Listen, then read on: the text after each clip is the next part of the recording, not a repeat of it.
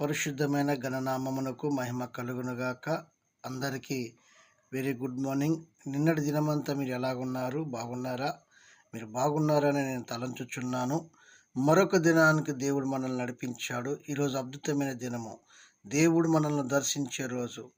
ఈరోజు పునరుత్థాన దినము. మనమందరము మందిరాలకు వెళ్ళి మందిరములో ప్రభు మాటలు విని ప్రభువును స్తుతించి ఆరాధించి మహిమపరిచే దినము. ఈరోజు ఆదివారం గనుక ఎవరు కూడా నిర్లక్ష్యం చేయక మీరు మీ మీ మందిరాలకు వెళ్ళి ప్రభువుని స్తుతించండి, ప్రభువుని గణపరచండి. అలాగనే ప్రతిరోజు దేవుని వాగ్దానాల కొరకు ఎదురు చూస్తున్నటువంటి మీ అందరికీ కూడా ప్రత్యేకమైన నా యొక్క నిన్ను వందనాలు తెలియపరుస్తున్నాడు, శుభములు తెలియపరుస్తున్నాడు.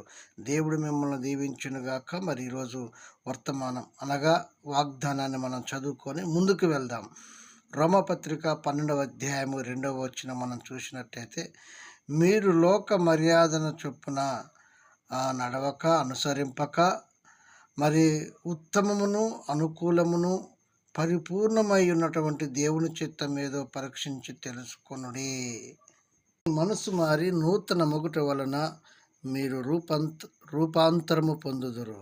అవునండి, ఈ రోజుల్లో పెద్ద సమస్య ఏంటంటే మనుషుల యొక్క మనసు మారకపోవటమే. నేను చూసిందే కరెక్ట్, నేను చేసేదే కరెక్ట్, నా వాదనే కరెక్ట్, నేను నా జీవితం నా ఇష్టం నా చిత్తం అంటున్నారు. కానీ ఉత్తమమైన దానిని అనుకూలమైన దానిని సంపూర్ణుడైన దేవుని చిత్తం ఏంటో మనిషి తెలుసుకోలేకపోతున్నాడు, పరీక్షించుకోలేకపోతా ఉన్నాడు. మనిషి యొక్క మనసు మారితేనే ఒక వ్యక్తి రూపాంతరంలోనికి వస్తాడు. ఆ సంగతి మనిషి గ్రహించలేకపోతున్నాడు ఈ దినములలో. ఏ వ్యక్తి అయితే ఈ దినము ఈ వాగ్దానాన్ని గమనించి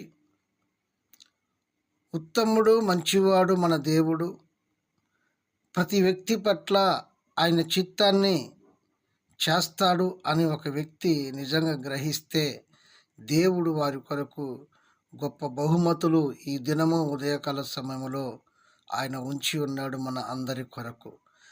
ఆయన చిత్తాన్ని వెతకండి, ఆయన చిత్తం వైపు చూడండి. 2వ కొరింథీ పత్రిక 6వ అధ్యాయం 14వ వచనంలో మనకి ఈ మాట సెలవిస్తుంది కదా, అవిశ్వాసికి విశ్వాసికి ఏమి పొత్తు అనేసి బైబిల్ సెలవిస్తుంది. చీకటికి వెలుగుకి పొత్తేంటి? ఇది గ్రహించలేకపోతుండే మనిషి. దేవుడు